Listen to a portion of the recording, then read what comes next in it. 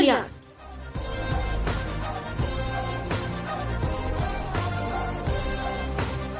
ఈ పేరు చెబితే ఒక వైబ్రేషన్ వస్తుంది.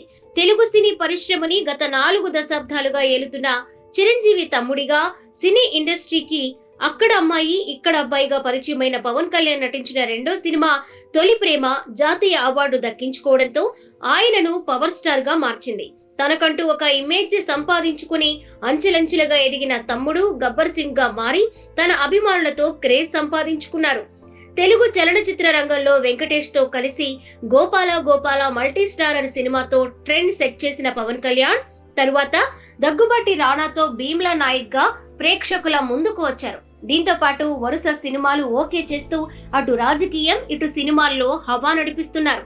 గతంలో అన్న స్థాపించిన ప్రజారాజ్యం కోసం అహర్నిశలు కష్టపడిన పవన్ కళ్యాణ్ కొన్ని కారణాల వల్ల ఆ పార్టీ కనుమరుగైపోవడంతో చిన్నతనం నుంచే సమాజం పట్ల అవగాహన పెంపొందించుకున్న పవన్ కళ్యాణ్ జనం కోసం కదిలి వచ్చి జనసేన పార్టీ స్థాపించారు.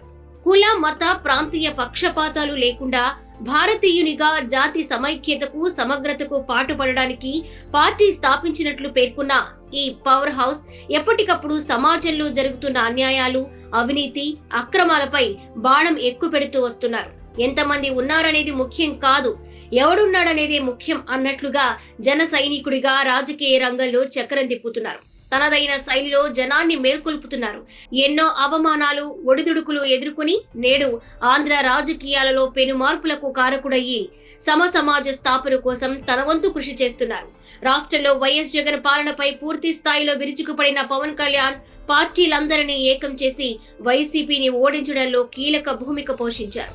కేంద్రంలోని నరేంద్ర మోదీతో ఉన్న సాన్నిహిత్యం కారణంగా బీజేపీ, తెలుగుదేశం, జనసేన కలిసి కూటమిగా ఏర్పడి వైసీపీని మట్టి కరిపించారు. ఇందులో పవన్ కళ్యాణ్ పాత్ర కీలకమని అందరికీ తెలిసిన విషయమే.